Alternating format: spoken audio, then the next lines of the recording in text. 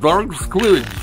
Hey you, my name is TomSka Ridgewell, and with great power comes great responsibility. Uncle Ben, 1892. YouTubers are influential people. Like any other type of celebrity, we have a degree of sway over people's opinions. It's why we're often hired to endorse brands or products, and why the money people straight up call us influencers. Hell, without influence, we probably wouldn't be able to convince you to give us your money and buy our shitty merchandise.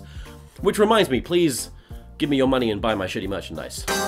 It's because of this influence that I believe we all need to be very careful with our actions. Unfortunately, reckless abandon is a luxury afforded to those with no real impact on the world, like that one crazy racist relative that you can kind of just tune out at family gatherings. Every single thing we say or do online has real-world consequences, and I think that's something we need to consider before we say or do anything. I myself have made a bunch of screw-ups online, some harder to live down than others. Hell, the last time I tried to make this video was debatably one of them, but I've done enough apologizing for a lifetime. Right now, I'd just like to take what I've learned and hopefully pass it on to you so less mistakes can be made in the future. So, back to the topic of YouTubers and influence. I think the very fact that people will quote our videos in the real world goes to show that what we say sticks with people. Now, I don't want to police what people can and can't say, but I do think it's worth considering these two questions before releasing anything to the masses. One, could this be imitated? Meaning, could people see what I'm doing or hear what I'm saying and be inspired to do the same? And two, what would the result of that imitation be? What would that look like? Now, I'm not saying that everything is going to directly inspire someone. A special effects video of someone flying around their neighborhood isn't likely going to convince a kid to jump off their roof.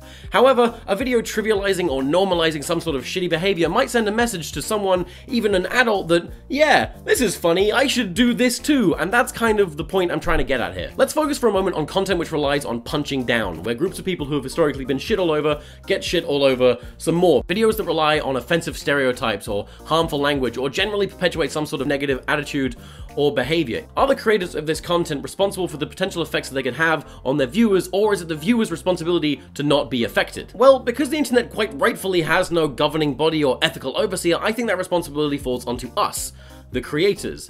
YouTube doesn't exactly allow us to choose our audiences. It's kind of like a cinema where everything is free and anyone can walk into any screening. Yes, there is a degree of community guidelines, but that's rarely applied to more than pornographic content and copyright infringement. What I'm basically saying is, won't somebody think of the children? There's a whole lot of kids here on YouTube, even if the company can't acknowledge that there are people under the age of 13 using their site, because obviously it was 400 million teens and up that watched this video. What about the effects we could be having on them? Ideally, YouTube would allow us to appropriately age-gate and still monetize our videos, or legal guardians would do a better job at keeping an eye on their kids, but unfortunately we live in this reality, so that's not gonna happen. Like how we learn swear words from other people, I think we inherit a lot of our opinions, behaviors, and even prejudices from those we look up to. So when we knowingly upload our work to a platform chock full of unavoidable and impressionable children, we lose the ability to claim that we're only making videos for our like-minded, critically thinking peers. So like I said, I have no interest in judging or policing anyone. These are just my opinions. Hell, I like to make sketches featuring baby death and suicide and gun violence and even a wacky homeless guy. I am no moral authority, but I think we have a responsibility to at least consider the consequences of our actions before making them, to make a calculated assessment as to what we are doing and whether we are comfortable or not with the message we might be sending. Just ask yourselves the two questions: could this be imitated, and what would that look like? When you approach social issues like these, you're often told to stop being so politically correct and to focus on the big picture and the real issues, but I personally believe that the big picture is really just a mosaic made up of all the little pictures, and with a little bit of consideration and taking a small amount of responsibility, we could sincerely leave this world in a happier state than we found it in. That'd be pretty nice. Anyway, thanks for listening, and I am sorry for being so insufferably self-righteous. TomSka out. Shoot all your problems away. Shoot all your problems away. Tom, you have saved television. Would you like a job? No!